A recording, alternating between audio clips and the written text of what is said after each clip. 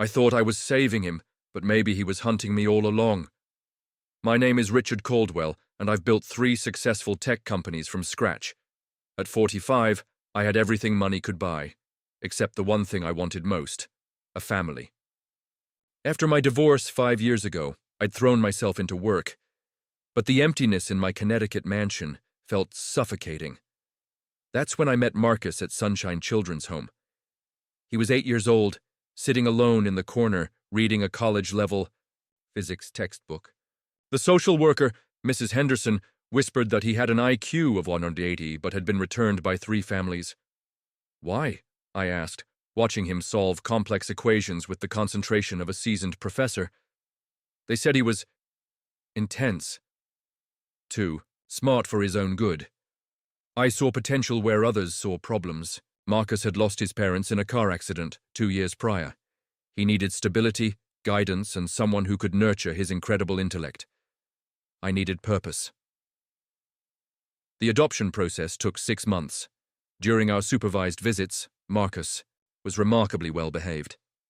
He'd discuss quantum physics, then seamlessly switched to asking about my business ventures. His questions were sophisticated, his observations sharp. "Mr. Caldwell," he said during our final visit, "I've researched your companies. Your pattern recognition in market trends is exceptional. I think we'd make an excellent team." The way he said team gave me chills, but I attributed it to his advanced vocabulary.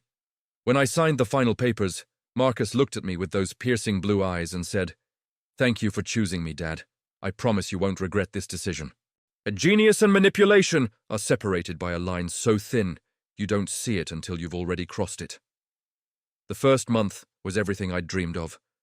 Marcus adapted to his new room, a converted library with floor-to-ceiling windows overlooking our private lake. I'd hired tutors, enrolled him in accelerated programs, and watched him excel at everything. But small things started bothering me. Our housekeeper, Maria, who'd worked for me for 8 years, suddenly became nervous around Marcus. She'd worked in wealthy households before, dealt with demanding children. But something about Marcus unsettled her. "Senor Caldwell," she whispered one evening while Marcus was upstairs.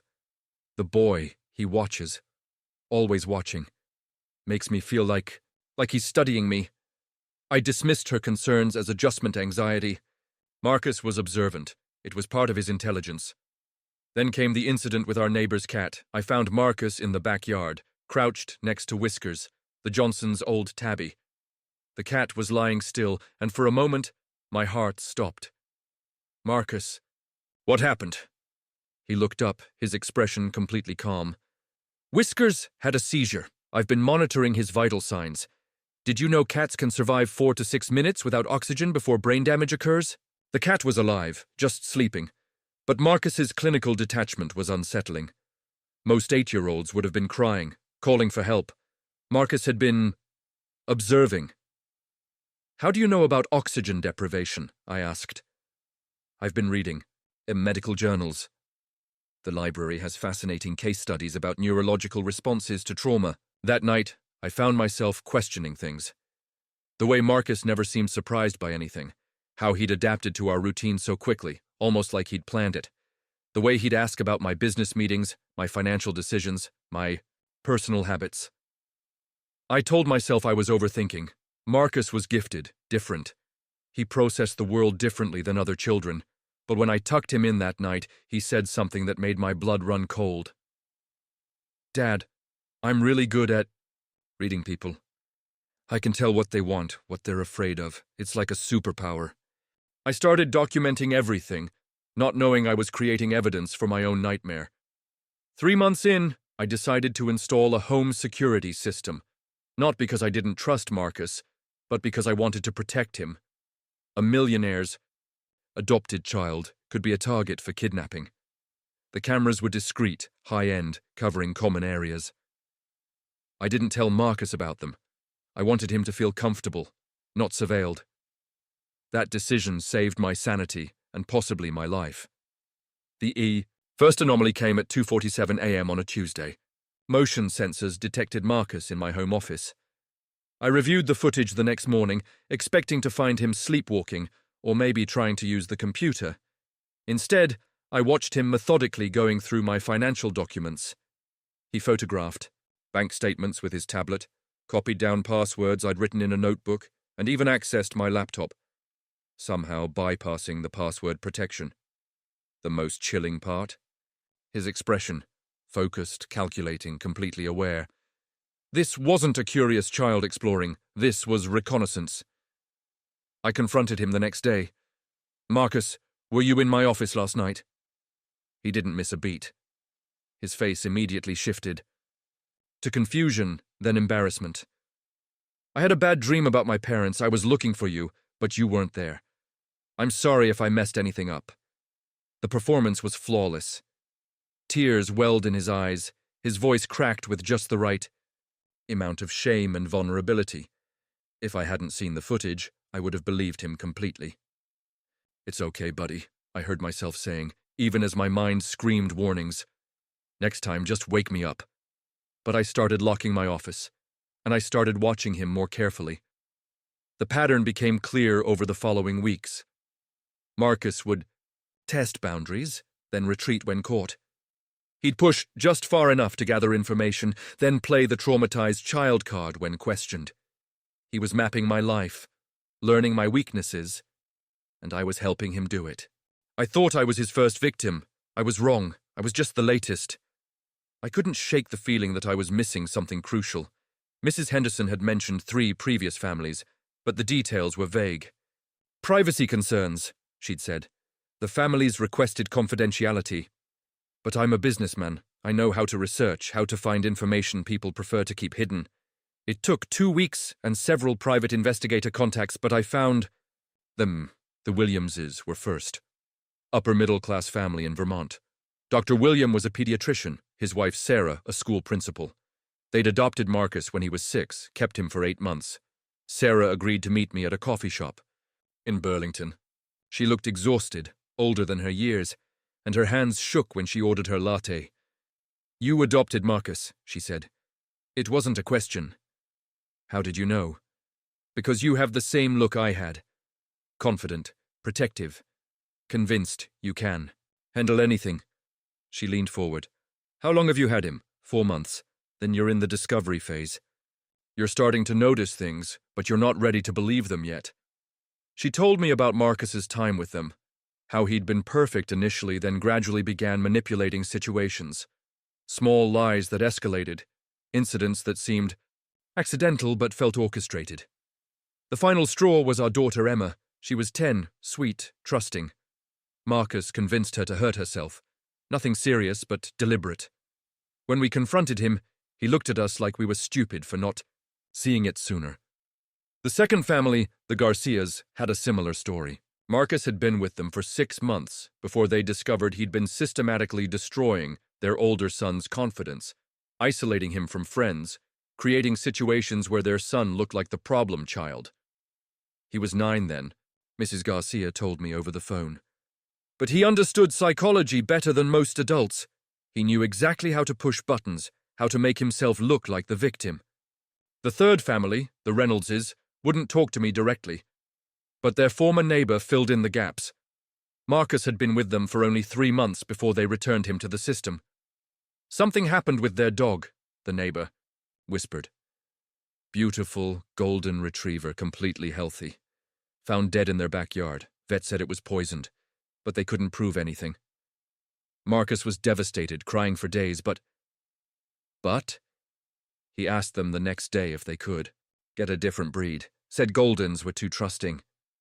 I decided to test him, not knowing he'd been testing me all along.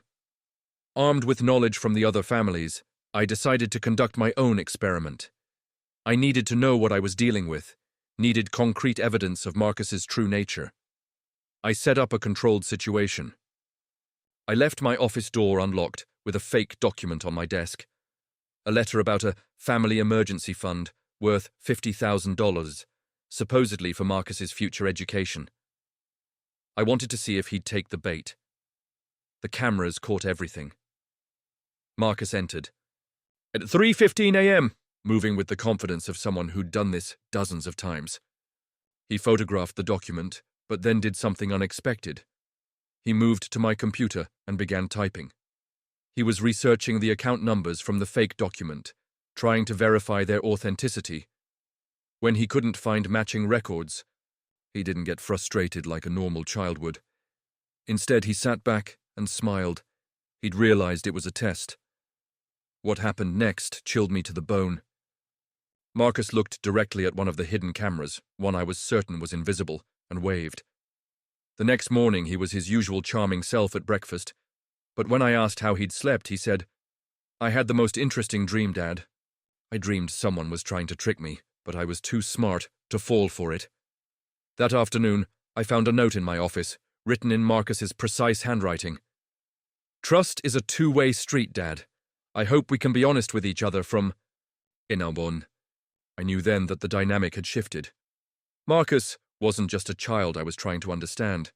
He was an adversary who'd been studying me, learning my patterns, preparing for something. I started keeping a journal, documenting every interaction, every anomaly. I bought a small recorder and began keeping it with me. I needed evidence, needed proof of what I was dealing with, but Marcus was always one step ahead. Conversations that seemed normal in the moment revealed their true nature when I reviewed them later. He'd been extracting information, planting suggestions, manipulating my responses. I began to understand why the other families had returned. Him. It wasn't just his behavior, it was the realization that you were never the parent in the relationship. You were the subject. He didn't want a father, he wanted access to my empire. The breakthrough came during a casual conversation about my business. Marcus had been asking increasingly sophisticated questions about my companies, my investments, my decision-making, processes. I'd been proud of his interest, thinking he was learning about entrepreneurship. I was wrong. "Dad," he said one evening while we were reviewing his homework, "I've been thinking about your portfolio diversification strategy. Have you considered the AI market potential in healthcare diagnostics?" The question was so specific, so informed, that I stopped what I was doing. "Marcus, where did you learn about AI diagnostics?" "I've been reading your company reports, the ones in your office filing cabinet. I noticed you haven't invested in any AI startups yet, but your competitors have. Aren't you worried about being left behind?" He'd been studying my business files for months, analyzing my strategies, identifying weaknesses. But more than that, he was trying to influence my decisions. Over the following weeks, I tested this theory. I'd mention business challenges, and Marcus would casually suggest solutions that always benefited companies he'd researched. He'd bring up articles about successful entrepreneurs, all of whom had done exactly what he was suggesting I do. The manipulation was subtle but consistent. He was positioning himself not as my son, but as my business advisor. And I realized why. Marcus wasn't interested in being adopted. He was interested in being my heir. I found proof in his school tablet. He'd been researching inheritance laws, trust fund structures, and estate planning. He'd created detailed spreadsheets tracking my assets, my business partnerships, even my health records. The most disturbing discovery was a document titled Transition Timeline. It outlined a 5-year plan where Marcus would gradually become more involved in my business decisions, eventually positioning himself as my successor. But the timeline included contingencies. Plans for what would happen if I became incapacitated or unable to make sound business decisions. He'd researched legal guardianship requirements, medical power of attorney protocols, and something that made my blood run cold: cognitive decline acceleration factors. I was looking at a business plan for my own replacement. That night, I called my lawyer. I needed to understand my legal options, needed to know how to protect myself and my assets. But I had to be careful. Marcus was monitoring my communications. "Richard," my lawyer said, "adoption creates legal parent-child relationships that are difficult to dissolve. If you're having concerns about Marcus's behavior, you might want to consider family counseling first." But I knew counseling wouldn't help.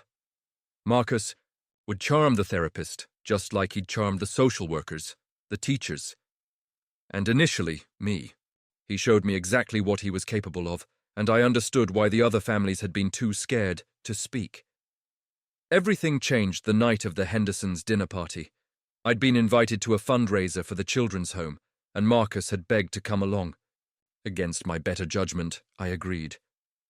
The event was at the Hendersons' estate, a perfect setting for Marcus to demonstrate his social manipulation skills. I watched him work the room like a seasoned politician, charming donors, impressing board members, and painting himself as the perfect success story.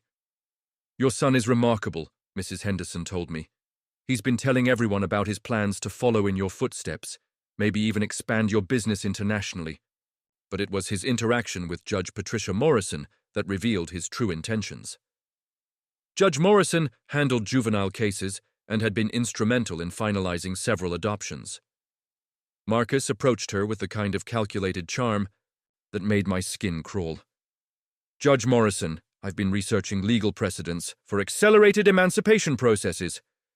I'm curious about the criteria for demonstrating adult-level competency in financial matters."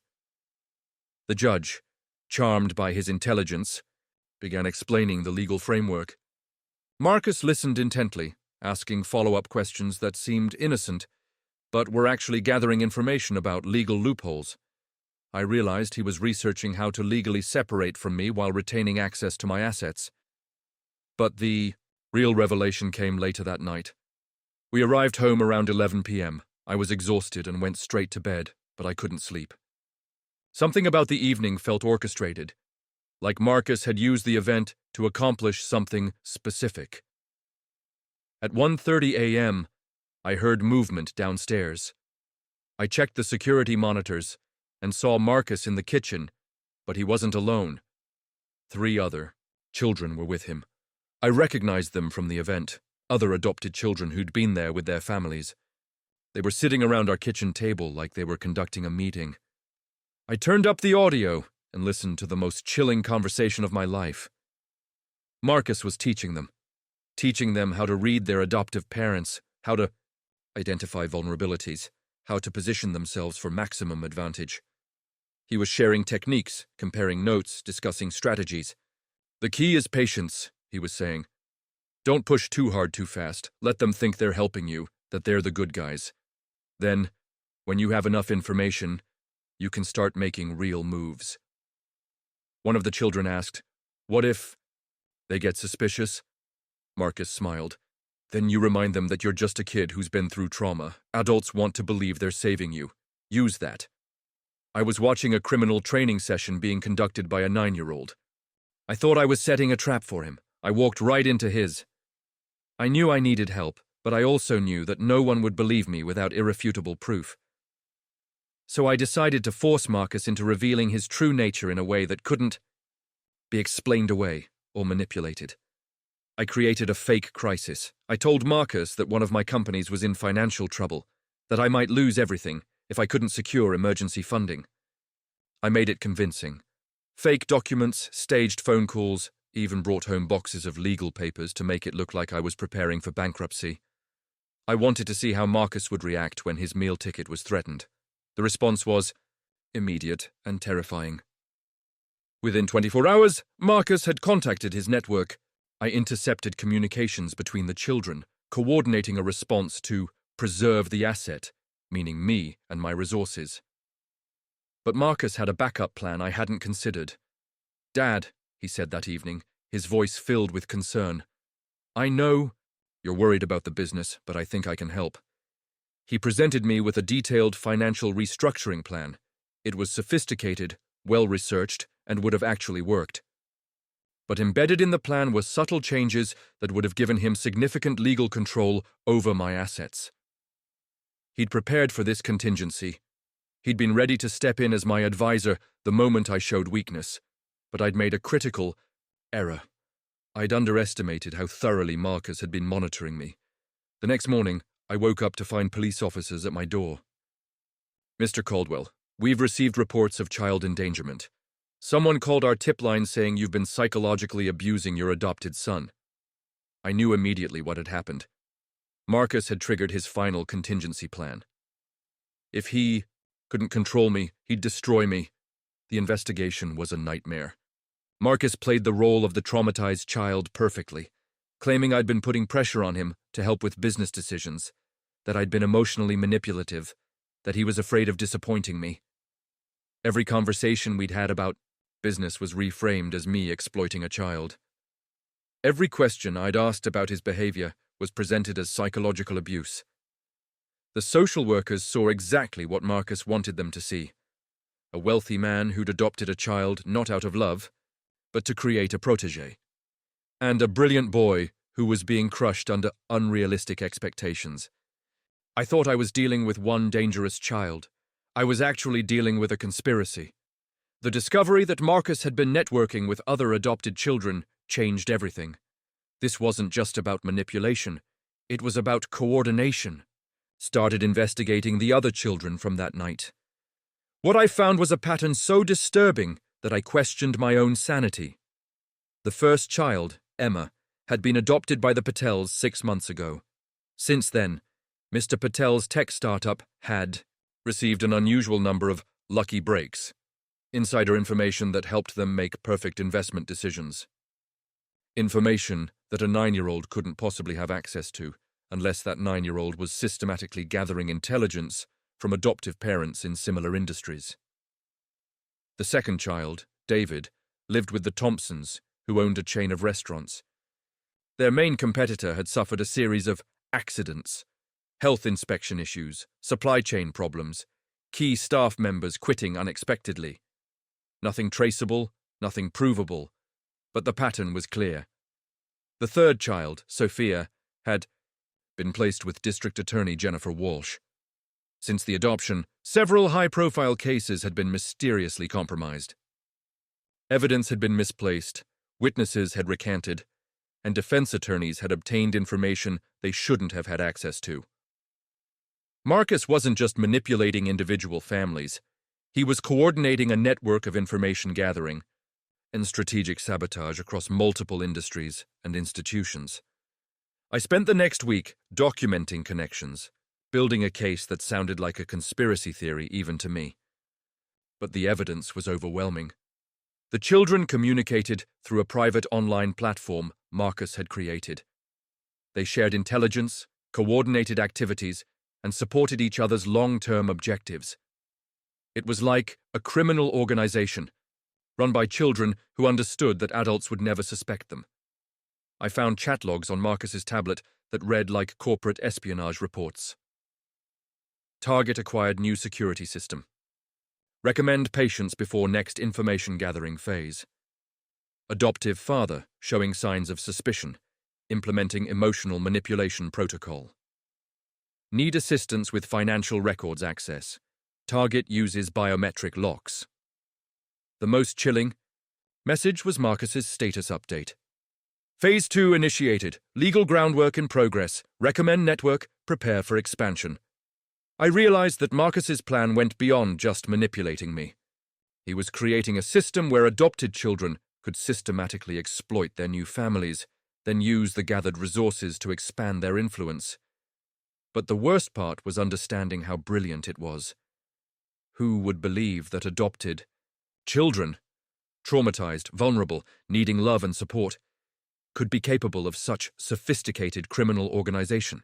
The investigation lasted 3 months. 3 months of interviews, psychological evaluations, and legal proceedings. Marcus was temporarily placed in protective custody while authorities determined whether I was fit to be his guardian. But those 3 months gave me something I hadn't had before.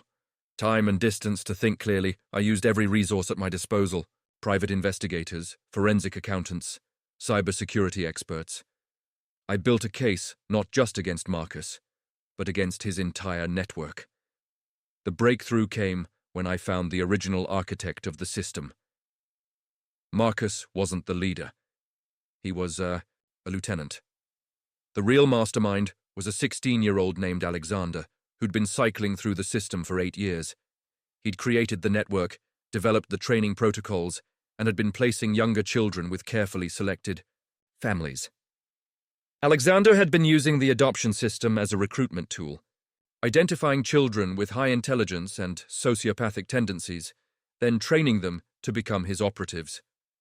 The investigation revealed dozens of compromised families, millions of dollars in fraudulent transactions, and a level of organized, criminal activity that law enforcement had never seen from minors. But the most disturbing discovery was the long-term plan. Alexander wasn't just stealing money or information. He was positioning his network to control key industries and institutions. The children weren't just gathering intelligence. They were becoming heirs to power and influence. In another decade, these children would be adults with legitimate control over major corporations, government positions, and legal institutions. They would have been perfectly positioned to reshape society according to their vision. When the full scope of the conspiracy was revealed, Marcus's mask finally slipped completely. In our final meeting, supervised by federal agents, he looked at me with those same piercing blue eyes and said, "You know, Dad, I actually liked you. You were smarter than the others, more challenging. If you'd just played along, you could have been part of something bigger than yourself." "What happens now?" I asked.